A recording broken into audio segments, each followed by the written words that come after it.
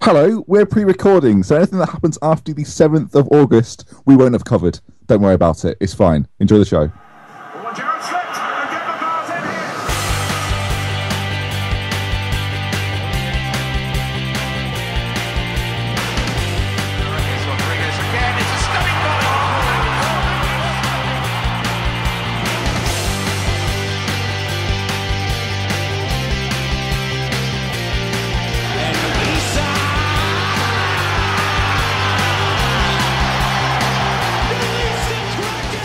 What is going on, guys?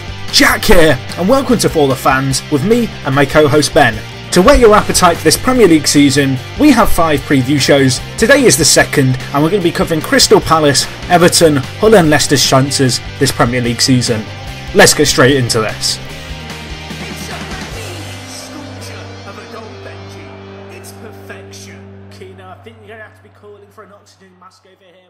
We are back again. It's me, Ben, and my co-host Jack. Jack, how are you? I'm good, thank you, Ben. It's show 2 now of these preview shows. This one, we've got some absolute belters of teams to talk about. I'm excited for this one. Good. Crystal Palace, Everton, Hull City, and Leicester City. Let's preview them. Let's do it in alphabetical order, because it's the way it should be done. We'll start with Crystal Palace then. Under Tony Pulis, he came in midway through the season. Obviously, last year they started with Ian Holloway. Didn't quite work out, did it? But Pulis came in and he rocketed Palace to 11th place. My word. How this year, second season syndrome and all that, how are they going to get on? I'm a little worried for them. You're a little worried? What are you worried about? I think their signings they've made are quite weak. Well, Chris Kettings, Fraser Campbell and Hangeland being the only acquisitions. Well, it's funny you should say that you start with that, because I was thinking the exact same thing, but then I remembered that the major signings that Tony Pulis made and built his squad around this season were done in January. This is true. They were very busy in January, so they kind of set they made their outlay quite obvious. They were like, this is what we're going to do and this is how we're going to do it, and it worked, and Pulis got them playing the way he wanted them to play. They weren't as boring as Pulis and Stoke were at times. They were quite exciting, really. They managed to ruin someone's title chances, which was unfortunate, but they did quite well. I think Hangeland's quite a good buy. Obviously didn't have a great year last year at Fulham. Fraser Campbell, a bit hit or miss, but I don't believe he cost them very much money, so it's a little bit risk-free. Aside from that, I kind of fancy their chances. I think they could have another quite good year. I really like Pulis. I think he's a great fit for them. I remember actually reading something. It would have been last March, maybe. And you'll have to excuse the fact I don't know the Crystal Palace chairman's name. But it was an interview with him, and they were talking about the kind of appointment of Pulis and talking about how they kind of sat around the kind of board of directors, and they had all these different managers in front of them, and as they interviewed them all, there were so many different managers going, we're going to play like Barcelona, we're going to pass it into the back of the net, and Pulis just turned up and kind of went, we're just going to play to our strengths, we're going to get a big man up top, pump the ball up to him, and essentially play to our strengths. And that's what one of the reasons he got the job was, because you can't expect a team overnight to transform into Barcelona, and I feel as if Pulis is very resourceful in terms of getting the most out of what he has. I think he actually showed that a lot at Stoke, and particularly being able to kind of build a squad to a system. And I think, as you mentioned, the signings he made at Crystal Palace in January certainly contributed a long way towards their success, of them finishing 11th last year.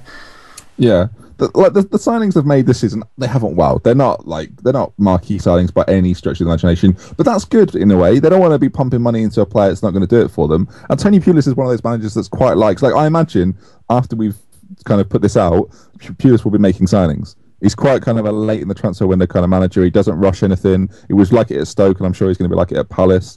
He'll get the right men, and he'll like to do the job. You made the point that he had the chat with the chairman, and he said, look, we'll do the job. It doesn't matter how we do it, we'll do the job. And that's kind of the feeling you get from Tony Pulis. I do think, though, and I've put this in the notes, that they need to start well. I don't think they're the only team that needs to start well, but I think their kind of season needs to get off to a bang, because Tony Pulis has got this reputation of being the sort of manager that, it doesn't matter what he did last season, because we've seen in the Premier League enough times that you can have a great year, then you can falter massively, and it all goes pear-shaped. Look at Michael Laudrup. Thanks for that, Keno. We're in the middle of recording. Thanks, but dickhead. You were all tweeting. I thought you'd finished. Oh, we did the first one. Sorry. Mute your mic. I was halfway through talking Talk about Loudrup to go from that, but he's ruined it though. just say, he proved himself last year, but it doesn't count for a lot. We saw Loudrup prove himself last year, but it doesn't really count for a lot if you don't get results. And I feel like Tony Pulis has got that kind of mentality of defend first, attack later, and the Palace fans might not like it come January. I don't know. The wins are going to be what matters, and they've got to start well. I'm really pleased you mentioned the fact they've got to start well, because in the first 3 home games of the season, they play West Ham, Burnley, and Leicester. Oh. And if you ask me, they're all games that really at home you should be winning to secure yourself kind of, I guess, a spot outside of that relegation zone where with maybe 8 games left you're looking over your shoulder. So I think that's going to be a very good indicator of where they're going to end up. They have also got Arsenal, Newcastle and Everton in their away games in their first 6 fixtures. So there is a real emphasis, if they do want to get on with that good start, to really, I guess, shine in those home games that they have. Yeah, they've got a big job. But I think if there's one man that may be able to do it, is Tony Pulis. I expect him to have a good year. Maybe not 11th. We spoke about the dogfight in the first kind of preview show. I don't think they'll be involved in that so much this year. I think they'll be just above it. I think, between 15th and 11th is probably where they'll finish. So yeah, I'm relatively optimistic. I've got Jedinak and Joel Ward. Joel Ward had a really good season. A lot of Palace fans were surprised he didn't get a call up to the England squad. But Jedinak, he's the rock in the middle, isn't he? He's kind of the man they look to and rely on. He's just a beast. He looks like a Spartan. I think he's South African. I might be. Oh no, he's Australian. Sorry, any South African viewers we have, or Australian for that matter. They've got very similar flags. They have. Well, they look similar. He looks a bit South African. Okay. Like a convict. Anyway, let's move on. Who else looks South African? I don't know. He looks a bit. Sorry, sorry, Jack. I don't share the opinions of he looks like a convict because he's South African. Okay. Well, no, I was referring more to the fact he's Australian. He would fit well in the South African rugby team. Was the point I was making? He looks like a rugby player. Anyway, before we get sued, let's move on to Everton. You get sued. Well, we will probably get sued for talking about Everton, let's be honest, by biased Liverpool fans. So Everton, Roberto Martinez, 5th place finish last season. Remarkable stuff. Made David Moyes' season even worse by having a good one. They've made some terrific signings. We spoke about it in the last show that a certain Premier League team had sold a player, and Everton were the first to buy. There's no outs this season. There's not like the big drama with Fellaini of last season. Baines looks pretty happy and settled. No one else seems to be going anywhere. They look relatively happy with what's gone on. They've got Barry in on a permanent basis now, and the big man on campus, Jack, has put his foot down. Romelu Lukaku will be permanently wearing an Everton shirt next season. Terrifying. That is a very terrifying kind of prospect. I feel as if for them that is it is their biggest transfer in their history. It surpasses, I believe, Fellaini was their previous record transfer. But they've got that money to spend. 27 million for Everton. A lot of people have said kind of, it's a sign that they're making progress into being a big club. And Everton aren't a small club, don't get me wrong. But that is money left over from kind of the Fellaini deal, I feel, that's contributed. And the fact that they have got that European spot this year. Yeah, it's a massive price. Like he's a fantastic player. But for Everton, it's a massive price. You've got to look at it from Mourinho's point of view. He's selling a player. Well, we kind of slated Mourinho in our last show, saying that we thought it was ridiculous. But he's selling what he considers to be his 4th choice striker for 28 million. So it's my word. It's a great signing for Roberto Martinez. He must be absolutely delighted. But Everton, we shouldn't make it out as if Lukaku's going to be a one-man team. They were excellent last year. Absolutely superb. Baines had a decent start to the season with Pienaar. And Ross Barkley, who obviously went to the World Cup, had a really good breakout year. Yeah, he did. But he's going to have to do it again. He is indeed. On the Lukaku front, just going back to the fee they paid, for me, I would have rather seen them invest it elsewhere. And I know he's proven himself at Everton and he is a bit of a cult hero in many ways. But for, essentially almost a quarter of the price, you could have picked up Remy, who scored one less goal last year. That's kind of... I think... That's my gripe. System, though. Isn't it to do with a system? Lukaku fits the system. And he's been there and it worked. I think that's the big thing. I don't know. I get that reasoning behind it. I just think I question whether or not that's money well spent. I'm sure every Everton fan will kind of say that, and I'm sure by the end of the season I'll probably be eating my words when he somehow fires Everton into the top 4. But for me, that is a very big outlay for a player that, whilst he is pretty much the ideal player, as you mentioned, he's a 4th choice striker for Chelsea, and I'm surprised that it took as much money as that to really pry him away from Mourinho. Yeah, well, European football will be at Goodison this year. It may well affect them in a negative way. They're not the only team who are new to it. Hull have got it for the first time in a little while. Liverpool, on the other side, they've got it for the first time in a little while. There's obviously teams that haven't got it. And this isn't really me having a dig, this is just the facts. They finished above Manchester United last season. They probably won't do that again. No, I think that's a fair assessment. Well, they beat United, of course, as well, and Moyes was not happy. No, Moyes was never happy. At no point did I see Moyes looking happy, apart from the first day he got the job. I mean, obviously we'll come on to United next episode, but is David Moyes regretting leaving? Obviously Martinez came in last year and he's really got them playing some positive football. I think actually a lot of the success they got last year was actually down to the way Martinez got them playing rather than the fact other teams underperformed. Yeah.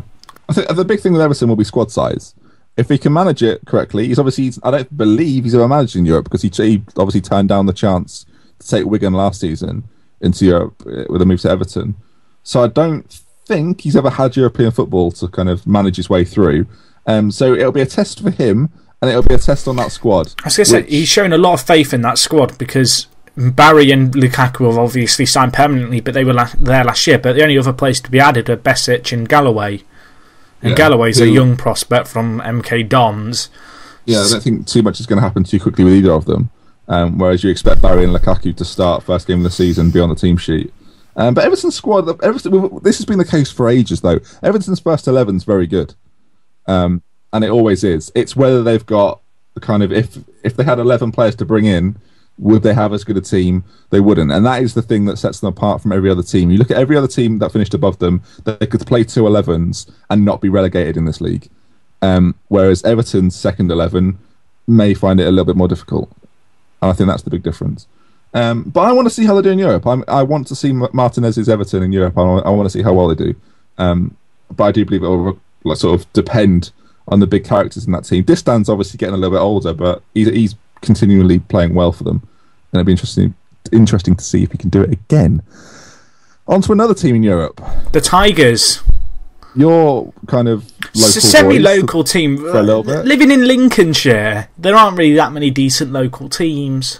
But you did go to the University of Hull. I did, so I do have a strong affiliation with Hull. So I'm going to leave this to you. Oh, brilliant! So what would you like to know? I'd like to know where they finished last season. Well, I can tell you that. They finished 16th under Steve Bruce, but of course they went on that fantastic cup run, which saw them get European football in the FA Cup final. Yeah. In a game that they were winning 2-0, so it was a little bit of a sad way to end the season, wasn't it, really? Well, they dropped off in the back end of the season. As soon as they got the FA Cup final, their form this is the first one of the new season, Mrs. Jack, went to shit, sorry. And they didn't really progress after that point on. But who are you worried for earlier? You said you're worried for Villa. I feel very similar about Hull. I feel like the European football, obviously if they get through to the group stages, will have a massive impact on that team. I think Steve Bruce is another one who won't have faced European football. He won't know what it's like to have to deal with Thursday, Sundays.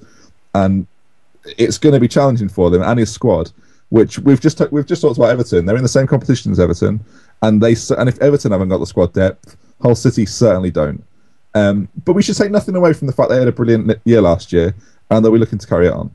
I think for them it might be a little bit of a case of second season syndrome. I can see them doing a kind of a Wigan in many ways, where they slump down, maybe don't do so well in Europe, and they're left really struggling. I mean, we all remember when Wigan had that great breakout year. Hull, obviously, is this their third season now? I believe they had a really good first year. Then last year was their second season. I think this is their second. Oh, is it their second? Well, they had. I think they surprised a lot of people last year, because you looked at their squad, but players like Long really turned up for them. My actual big worry for them is their fixtures. And the reason I say that is because their first 6 fixtures are relatively easy up until the 6th, or easy by a Premier League standards. They're games that they can get points from. But in their last 6 games, they've got to play Liverpool at home, Arsenal at home, Spurs away, and then United at home on the last day of the season. Oh, they've And got the Norwich one in then. if they're in that relegation dogfight, they've also got Chelsea a few games before the Liverpool game. So they're kind of mid-March to mid-May, end of May. It's going to be very tough for them, and I'm actually pretty worried for them that if it gets to a stage in the season where they are desperately maybe fighting it out for their place in the league, maybe they've gone on a bit of a European Cup run and maybe have been hit by a few injuries, they may well just drop right off the pace like they did this year, but because they won't have that kind of padding that I guess they established in the earlier season like they did last year, it could well cost them. Yeah, they've brought in. Obviously Livermore's now coming. He was on loan last season. Snodgrass for what seems to be 7 or 8 million. That seems crazy to me. Having watched a bit of him last year, that we'll see. Tom Ince, obviously he was on loan at Crystal Palace. He's now gone on a free to Blackpool. Didn't want it at Milan, Jack. Wasn't interested. Would rather play at Hull. Yeah, I think he's a good signing actually. I think he's. Oh yeah. And they've got Harry Maguire, who I've got a strong affiliation with through FM. Football Manager. He established himself well as a centre-back in the Premier League for my Wolves team as captain, so he is a perfect signing. Oh, excellent. They've also got Andrew Robertson from Dundee, who, if you believe what you read, is quite a good player, apparently. On the outs, like the players that got them to the Premier League, they've lost a few of them. I say lost, they've let them go. Matty Fryatt's one, Robert Corrins another, and Abdoulaye Faye is another one. And Matty Fryatt? Yeah, I said him. Yeah, but I missed that. He deserves a double mention. Oh, okay, a double mensch. So what do you think of Hull? Tough year? We've been mentioning the dogfight. We think Villa are in the dogfight. We think Burnley might be in the dogfight. Are Hull City going to be in the dogfight? Because we don't think Palace are. I think Palace might. You think Palace might be in the dogfight? I think they might struggle. I think it depends on how they perform against the teams around them, but I think they might. I think they'll be safe, but I think it could be like Norwich a few years ago, where they kind of end up finishing 13th, but they secure their safety 2 games from the end of the season. Okay, that's fair. I think Hull are going to be struggling. I don't think they'll go down, but it could very well go completely tits up for them, and they find themselves in there, and then they just slip away because of their fixtures. Yeah, I should say, if you are fans of any of these teams and you don't agree with them, and you're sitting there fuming, livid, and you've already tweeted us about how wrong we are, then do let us know. Obviously, I did tweet out this morning saying that, on the day of recording, that if you've got any thoughts on what your team are going to do, let me know. If you didn't get in touch, that's your fault, Jack, right? That's our fault. Your fault. So, yeah. So you had a chance, you blew it. So we're saying what we think. We'll move on to another new promoted side. We looked at Burnley in the last show. It's time to look at Leicester City, who, for my money, haven't really done that much, despite the chairman saying he would. Yeah, they were talking about, we're going to spend 100 million over 3 years. And, well, they've not. They've brought in Mark Albright. And they've not. I like that. And they've not done that. Yeah. Well, good. They brought in, is it Aloha? I want to say. Aloha, yeah, from Brighton. That is a punt. Is that 11 million? I know I believe it's a 7-figure sum. I don't think they've actually revealed what it is, but that is a punt. If I'm right, 7-figure sum, that's just $1 million. No, do you mean 8-figure sum? Yeah, I can't do math. I can't count. 8-figure sum. That's not really a saying, is it? Let's be honest. 6 figures one. 6 figures, yeah. I guess it is technically 8. Let's go with it. I am just worried. Maths. I'm just worried for the Foxes. We've had the Foxes this episode and the Tigers. I mean, who wins in that fight? Or do they both lose? I think I'll go with the Tiger. Depends on what kind of fox. It depends on how many foxes there are. No, you can't just add foxes to make. Well, obviously you've lost. It depends on how big the fox is. We've also got the Eagles. Yeah, in this one. Well, and the Toffees. I think the Toffee might lose. Got to be honest. If Palace aren't the Eagles, I'm so sorry. I know you've got an eagle somewhere. Right? Yeah. Yeah. Leicester City. Sorry, Leicester fans. So yeah, they've not strengthened massively. The 2 players I've got written down that I think will be key is David Nugent, who had a terrific season last season. He was Leicester's top goal scorer with 20 goals. Jamie Vardy also had a very good year last year. He got 16. And at the back, Kasper Schmeichel is going to have the season of his life. I'm quite looking forward to seeing him. He's a little bit, he's not eccentric, but he likes to dive. For Kasper Schmeichel, this is his chance. Because he's 27 now, and it feels like forever people have been talking about him as a Premier League prospect. Yeah. And I can't wait to see Kasper Schmeichel in the Premier League. Who's going to be the team to give him a chance?